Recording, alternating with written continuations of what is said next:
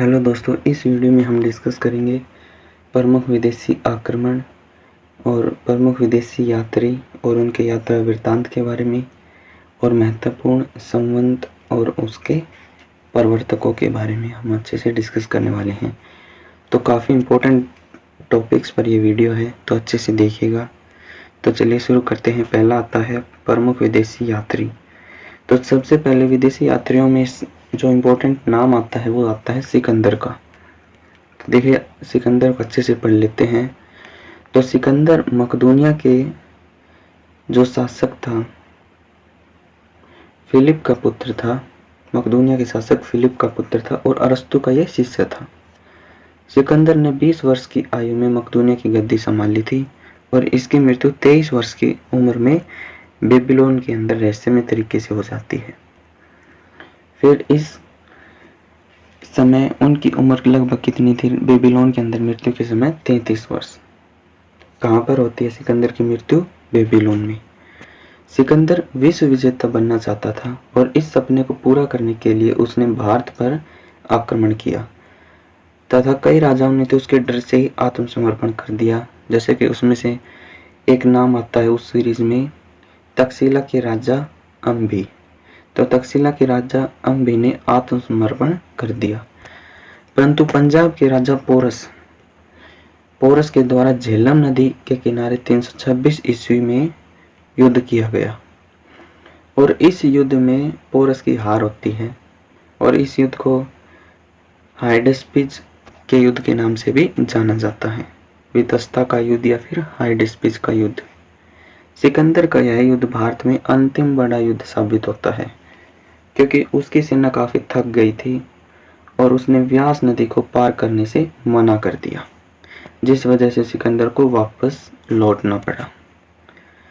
फिर आगे आता है कि 323 ईस्वी में 323 ईसा पूर्व के अंदर सिकंदर की बेबीलोन के अंदर मृत्यु हो जाती है।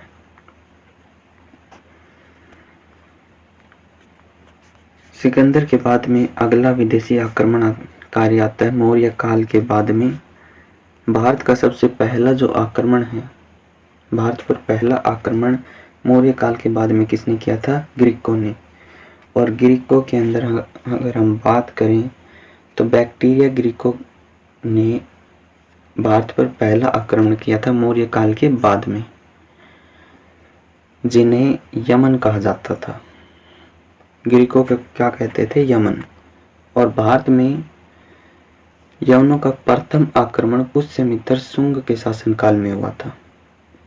भारत में सर्वप्रथम प्रवेश करने का श्रेय किसे जाता है? यूथेडेमस को। यूथेडेमस वंश के शासक है डेमिट्रियस। यूथेडेमस वंश को सर्वप्रथम भारत में प्रवेश करने का श्रेय जाता है और अगर शासक का नाम पूछे तो वो हो जाएगा डेमिट्रियस। डेमिट्रियस ने 183 ईस्वी पूर्व में सांकल को अपनी राजधानी बनाया। किसको? सांकल को। फिर आता है सबसे प्रसिद्ध यवन शासक मिंडार था। मिंडार बौद्धिक साहित्य में यह मिलिंद के नाम से प्रसिद्ध हुआ। मिंडार को किस नाम से जाना जाता था? बौद्धिक साहित्य में मिलिंद। फिर आता है कि इंडो ग्रीक शासकों ने भारत में सर्वप्रथम सोने के सिक्के जारी किए थे। सोने के सिक्के किसने जारी किए थे? इंडो ग्रीक शासकों ने भारत के अंदर सोने के सिक्के जारी किए। नेक्स्ट है कि यूक्रेटाइडस ने भारत के कुछ हिस्से को जीतकर तक्षशिला को अपनी राजधानी बनाया। किसने तक्षशिला को राजधानी बनाया था? यूक्रेटाइडस ने। और यह मध्य एशिया से आया था यूक्रेटाइडस। नेक्स्ट है 57 ईस्वी पूर्व में विक्रमादित्य ने मालवा के शकों को परास्त कर खदेड़ दिया और इन्हीं के नाम पर विक्रम संवत प्रारंभ होता है। विक्रम संवत कौन शुरू करता है? विक्रमादित्य।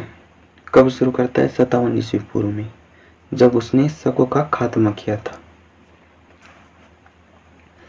विक्रमादित्य का दूसरा नाम यानी कि क्या है?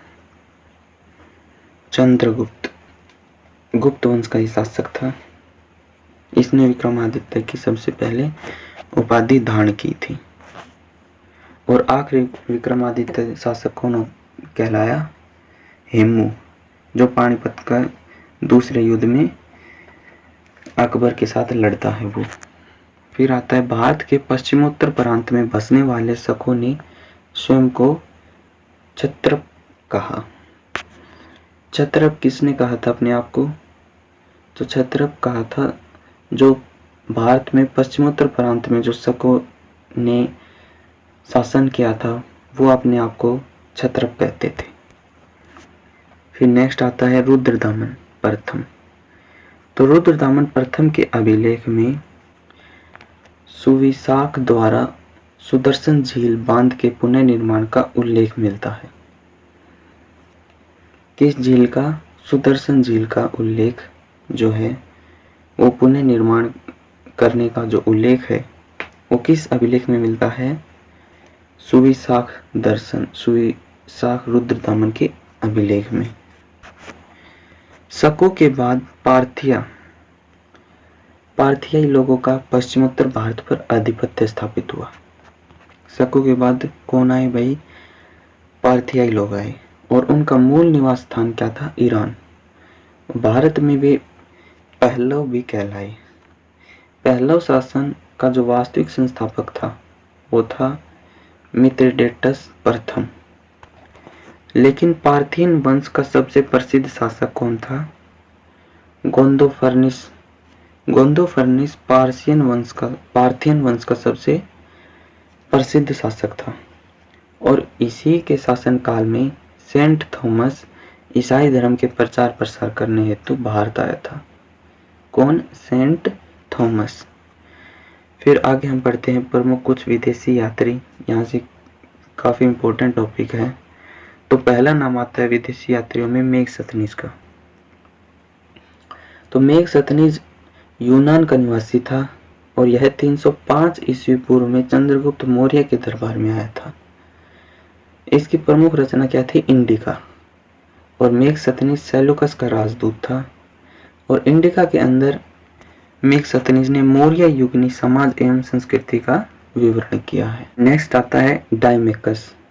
तो डायमेकस सीरिया का निवासी था और यह बिंदुसार के दरबार में 298 ईस्वी में आया था। आगे आता है फाहियान। तो फाहियान चीन का निवासी था और यह चंद्रगुप्त द्वितीय के दरबार में यानी कि गुप्त काल के अंदर फाहियान आया था 399 ईस्वी के अंदर। और इसकी प्रमुख रचना का क्या नाम है? फोक्यो की। ये फाहियान की प्रमुख रचना है। आगे आता है ह्वेनसांग। तो ह्वेनसांग भी एक चीनी यात्री था और यह हर्षवर्धन के दरबार में 630 ईस्वी में आया था। और इसकी प्रमुख रचना क्या है? ह्वेनसांग की सीयू की। नेक्स्ट आता है मार्को पोलो। तो मार्को पोलो इटली का निवासी था और यह 1288 ईस्वी में पांड्य जो शासक है कायाल उसके दरबार में 1288 ईस्वी के अंदर मार्को पोलो इटली का निवासी आया था पांड्य शासक कायाल के दरबार में। नेक्स्ट आता है संवत और उनके प्रवर्तक। तो ये भी काफी इंपॉर्टेंट टॉपिक है। तो देखिए पहला आता है विक्रम संवत। तो इसका जो टाइम पीरियड है वो है 57 ईस्वी पूर्व। 57 ईस्वी पूर्व में विक्रम संवत शुरू किया गया और विक्रम संवत के प्रवर्तक कौन थे? मालवा नरेश विक्रमादित्य। नेक्स्ट आता है शक संवत। तो ये 78 ईस्वी में शुरू किया गया और शक संवत के प्रवर्तक कौन है? कनिष्क। अगले आते हैं वल्लभी संवत। वल्लभी संवत की शुरुआत 319 ईस्वी में की गई थी और इसके प्रवर्तक कौन है? वल्लभ। नेक्स्ट है गुप्त संवत। तो गुप्त संवत भी 319 से 20 ईस्वी में शुरू किया गया चंद्रगुप्त प्रथम के द्वारा। नेक्स्ट है हर्ष विक्रम। तो हर्ष विक्रम की शुरुआत 606 ईस्वी में हर्षवर्धन ने की। आगे आता है चालुक्य विक्रम। चालुक्य विक्रम की शुरुआत 1076 ईस्वी में विक्रमादित्य षष्ठ ने की। और लास्ट आता है इम्पोर्टेंट सेन संवत। तो सेन संवत की शुरुआत 1119 ईस्वी में लक्ष्मण सेन ने की थी।